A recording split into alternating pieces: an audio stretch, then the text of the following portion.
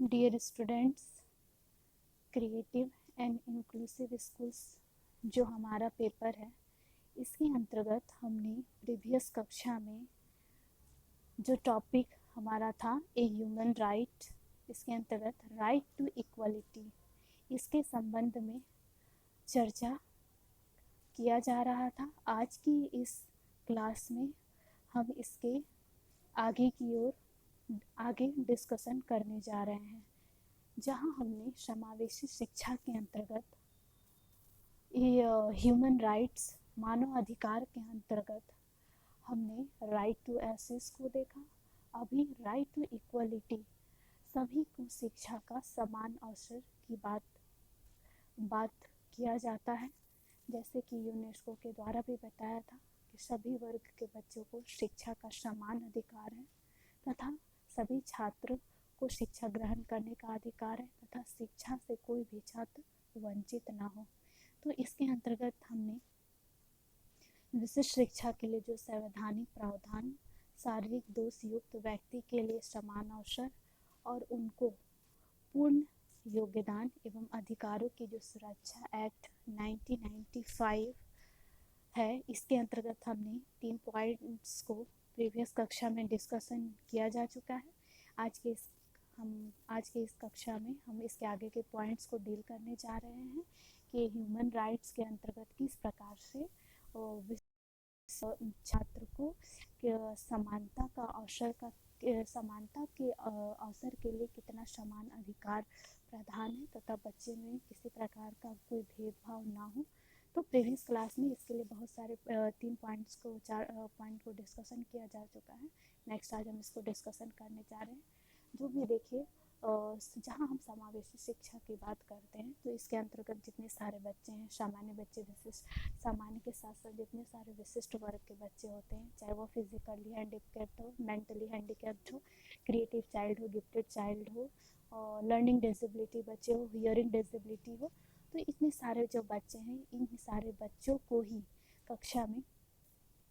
हम किस प्रकार से पढ़ाते हैं, इनको समानता के अवसर के लिए किस प्रकार से इनके अधिकारों से अवगत कराते हैं, तो इसके बारे में बताया जा रहा है। तो नेक्स्ट जो हमारा पॉइंट है, जो शारीरिक रूप से बाधित बालक जो कक्षा 5 तक किसी शिक्षा संस्थान में शिक्षा प्राप्त कर चुके हैं अथवा जो किसी कारणवश पूर्णकालिक रूप से शिक्षा लेने में असमर्थ है, ऐसे बालकों के लिए अंशकालिक शिक्षा की व्यवस्था करना। जहाँ हम समावेशी शिक्षा की बात करते हैं तो इसके अंतर्गत जो फिजिकली हैंडीकैप्ड चाइल्ड आते हैं, जो कक्षा 5 तक और किसी शिक्षा संस्थान में शिक्षा प्राप्त कर चुके हैं अथवा जो किसी कारणवश जो होता है कि पूर्णकालिक रूप से शिक्षा लेने में असमर्थ होते हैं, वे अपने एजुकेशन को पूरा नहीं कर पाते हैं और वो किसी कारणवश शिक्षा ग्रहण नहीं कर पाते हैं, चाहे वो उनका पर्सनल प्रॉब्लम होता है या किसी कारणवश वो नहीं ले पा रहे हैं, शिक्षा ग्रहण नहीं कर पा रहे हैं, तो ऐसे बालकों के लिए कुछ अंशकालिक शिक्षा की व्यवस्था की जाने की बात कही गई है, ताकि इससे जो है शिक्षा के अवसरों में समानता लाया जा सके और जो है विशिष्ट बच्चों तक भी शिक्षा की पहुंच हो सके। नेक्स्ट जो हमारा पॉइंट है, 16 वर्ष तक अथवा इससे अधिक आयु के बालकों के लिए व्यवहारिक साक्षरता उपलब्ध कराने हेतु विशिष्ट अंशकालिक कक्षाओं की व्यवस्था करना। 16 वर्ष तक के जो बच्चे हैं, 16 वर्ष तथा इससे जो अधिक आयु के बच्चे हैं, ऐसे बालकों के लिए क्या किया जाना चाहिए, व्यवहारिक साक्षरता उनको उपलब्ध कराने हेतु अंशकालिक ऐसे कक्षाओं को ऐसे क्लास को अरेंज करना जहाँ 16 वर्ष या उससे अधिक आयु के जो बच्चे होते हैं उनको व्यवहारिक साक्षरता का ज्ञान देना। वो जो नॉर्मल पढ़ाई लिखाई जो होता है, जैसे बेसिक नॉलेज जहाँ हम बात करते हैं, पढ़ना लिखना से बच्चों को सिखाते हैं, उन्हें साक्षर बनाने का काम किए जाने को उन्हें कराना चाहिए, साक्षर करने का काम किया जाना चाहिए। नेक्स्ट जो है मुक्त विद्यालय अथवा मुक्त विश्वविद्यालय को माध्यम से शिक्षा उपलब्ध कराना। जो भी ओपन स्कूल्स हैं, ओपन यूनिवर्सिटी है, इसके माध्यम से ऐसे बच्चों को शिक्षा ग्रहण, हम शिक्षा में समानता के अवसर की बात करते हैं तो इसके अंतर्गत हम सामान्य के साथ साथ विशिष्ट बच्चे को भी ध्यान में रखा जाता है। तो विशिष्ट बच्चे जो होते हैं किसी कारणवश शिक्षा ग्रहण नहीं कर पाते हैं, उनसे शिक्षा नहीं कर पाते हैं, चाहे उनका पर्सनल प्रॉब्लम होता है, ऐसे बच्चों का बहुत सारे डिफ़िकल्टीज़ का सामना करना पड़ता है। तो ऐसे बच्चे को ओपन स्कूल्स की व्यवस्था करनी चाहिए, ताकि ऐसे बच्चे जो होता है घर बैठ के शिक्षा ग्रहण कर सके। ओपन यूनिवर्सिटी की व्यवस्था करनी चाहिए, ताकि वो घर में रहकर शिक्षा ग्रहण करे तथा किसी प्रकार की शिक्षा से वो वंचित ना हो सके, जिससे वो अपना प्रोफेशनल ग्रोथ करने में किसी प्रकार का बाधकता को ना स्वीकार करें। हमेशा वो आगे की ओर अग्रसर हो सके। नेक्स्ट है इलेक्ट्रॉनिक अथवा किसी अन्य माध्यम द्वारा कक्षाओं तथा विचार विमर्श उपलब्ध कराना। इलेक्ट्रॉनिक जितने भी आईसीटी के द्वारा होता है, इलेक्ट्रॉनिक मीडिया जो भी आपका कंप्यूटर बेस्ड होता है, तो इसके माध्यम से बच्चों को कक्षा में ऐसे लर्निंग होना चाहिए। कक्षा में जो भी आईसीटी के माध्यम से होना चाहिए, जिसके लिए कंप्यूटर होना चाहिए, लैपटॉप, इन सभी से बच्चों को शिक्षा ग्रहण करने की व्यवस्था। रेडियो हो गया, कंप्यूटर, इलेक्ट्रॉनिक माध्यम से शिक्षा ग्रहण करने में, कंप्यूटर, फ़ोन और सेल फोन, तो इन सभी से शिक्षा ग्रहण करने में बच्चों को आगे की ओर बढ़ाने का पूरी तरह से अग्रसर करना। साथ ही साथ उस पर विचार विमर्श करने की बात कही गई है। जो भी इलेक्ट्रॉनिक मीडिया के माध्यम से ऐसे बच्चों को शिक्षा ग्रहण करने के लिए प्रयोग में लाना चाहिए, तथा उस पर विचार विमर्श करना चाहिए कि ऐसे बच्चों को हम किस प्रकार से सिखाएं, इन सभी इलेक्ट्रॉनिक चीज़ों को वो किस तरह से वो यूटिलाइज कर सके, उपयोग में ला सके तथा उसे यूज़ कर सके। नेक्स्ट है प्रत्येक अपंग बालक को उसकी शिक्षा हेतु आवश्यक विशिष्ट पुस्तकें तथा उपकरण निःशुल्क उपलब्ध कराना।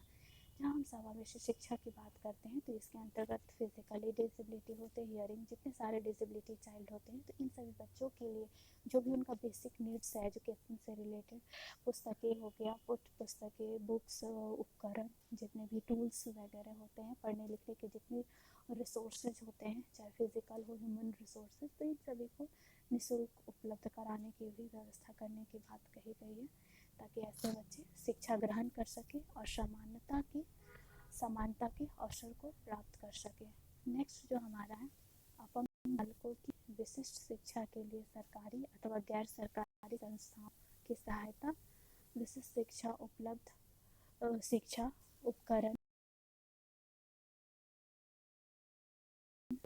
शिक्षाविदों तथा विभिन्न कार्य क्षेत्रों में कार्यरत विशेषज्ञों की सहायता लेना।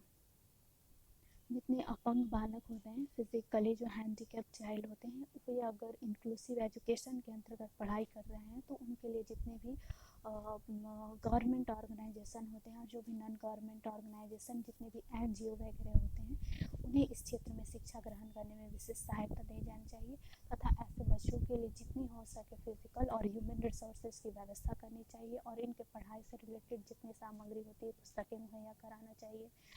उनकी टीचिंग से को करिकुलर एक्टिविटी से रिलेटेड ऐसे बच्चों को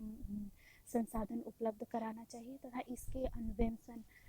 हेतु भी शिक्षाविदों को कार्य क्षेत्र में विशेषज्ञता, जो इस क्षेत्र में अन्वेषण इस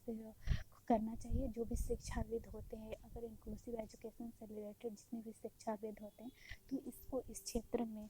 कार्य क्षेत्र में कार्यरत विशेषज्ञों की सहायता करनी चाहिए। जो विशेषज्ञ होते हैं इस क्षेत्र में, जिनका स्पेशलाइजेशन होता है, जो इस क्षेत्र के कार्य में से जुड़े हैं, वो ऐसे बच्चे के लिए कार्य कर रहे हैं, तो उन्हें आगे तो इस पर जो अन्वेषण, जो रिसर्च कर रहे हैं, तो उसे आगे ऐसे इम्प्रूवमेंट, सुधार लाना चाहिए, ताकि ऐसे बच्चों के एजुकेशन के लेवल को और भी बेहतर तरीके से सुधारा जा सके। नेक्स्ट जो हमारा पॉइंट है,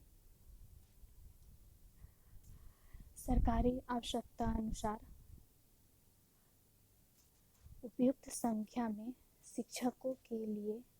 प्रशिक्षण संस्थाएं स्थापित करेगी, तथा राष्ट्रीय तथा अन्य गैर सरकारी संस्थाओं के शिक्षक प्रशिक्षण कार्यक्रमों में सहायता करेगी, जिससे प्रशिक्षित शिक्षक अपंग बालकों की शिक्षा के लिए विशिष्ट स्कूलों तथा समन्वित शिक्षा संस्थाओं में उपलब्ध हो। जितनी सरकारी आवश्यकता अनुसार उपयुक्त संस्था है, वो क्या करेंगे, ऐसे बच्चों के लिए जो भी शिक्षण प्रशिक्षण के लिए संस्थाएं, ऐसे जो बच्चे होते हैं उन्हें देखा जाता है कि स्पेशल केयर की आवश्यकता होती है, तथा इसके अंतर्गत जो भी शिक्षक कार्य करते हैं, ऐसे बच्चों के लिए जो शिक्षक कार्य करते हैं उनके प्रशिक्षण की पूरी तरह से व्यवस्था करनी चाहिए। साथ ही साथ जितने राष्ट्रीय तथा गैर सरकारी संस्थाएं एनजीओ वगैरह हैं उनको भी इस क्षेत्र में शिक्षकों के प्रशिक्षण के लिए पूरी तरह से प्रयास किया जाना चाहिए, तथा अपंग बालकों के लिए जो भी विशिष्ट शिक्षा की व्यवस्था की जाती है समन्वित इंटीग्रेटेड एजुकेशन की जहाँ हम बात करते हैं, तो उसके लिए समन्वित शिक्षा संस्थानों ऐसे बालकों के लिए जहाँ हम प्रीवियस क्लास में पढ़ चुके हैं समन्वित इंटीग्रेटेड एजुकेशन, तो ऐसे इंटीग्रेटेड शिक्षा संस्थाओं की व्यवस्था करनी चाहिए जहाँ सामान्य के साथ साथ विशिष्ट बच्चे भी शिक्षा ग्रहण कर सकें।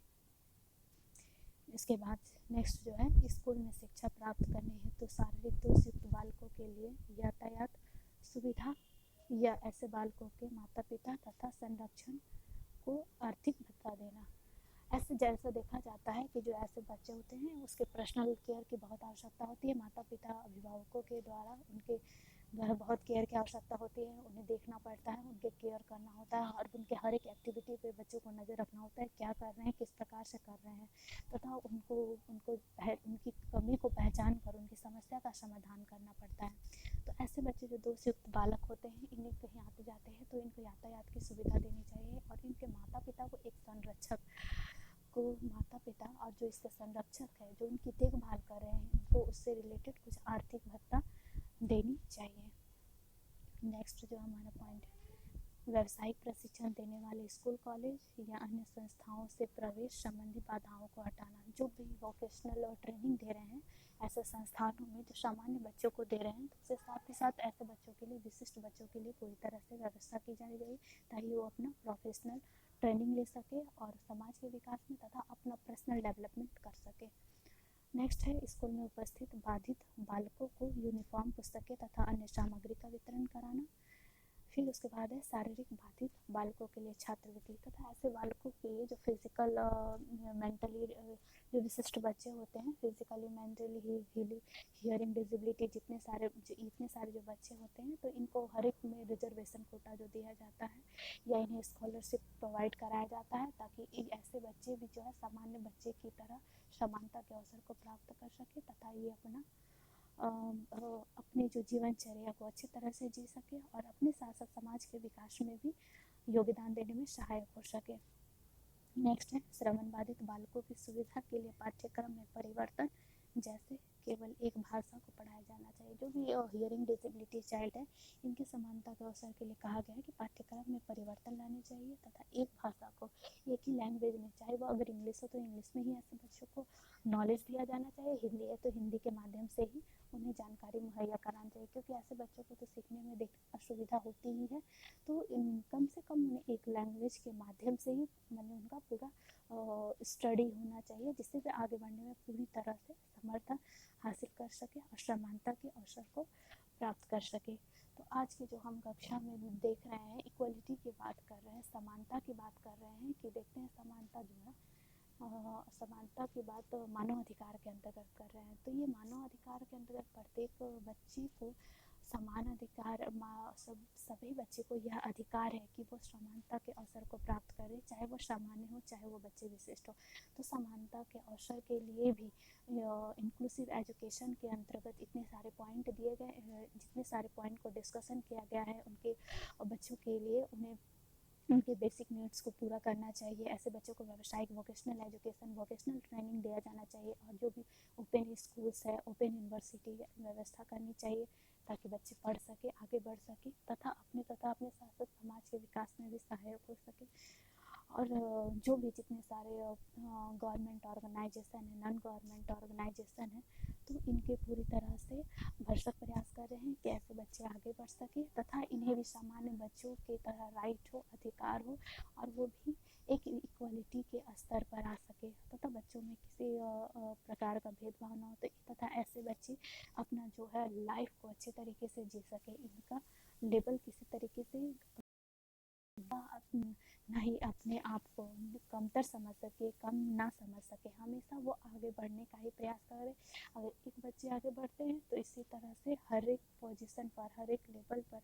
सभी को आगे, हर एक स्तर पर सभी बच्चे आगे बढ़ते हैं। इनमें किसी प्रकार का कोई हम डिस्क्रिमिनेशन की बात नहीं करते हैं। ऐसे संपूर्ण बच्चे तथा सामान्य के साथ साथ हम विशिष्ट बच्चों के विकास का पूर्ण तरह से अवसर प्रदान करते हैं तथा इतनी सारी हमें उसे सुविधाएं प्रदान करते हैं ताकि इक्वलिटी के लेवल पर देखा जा सके, दोनों सामान्य और विशिष्ट बच्चे दोनों इक्वल हो सकें। आज की इस कक्षा के लिए इतना ही। नेक्स्ट कक्षा में हम आगे डिस्कशन करेंगे। आज ये टॉपिक आपका यहीं कंप्लीट होता है। Thank you very much.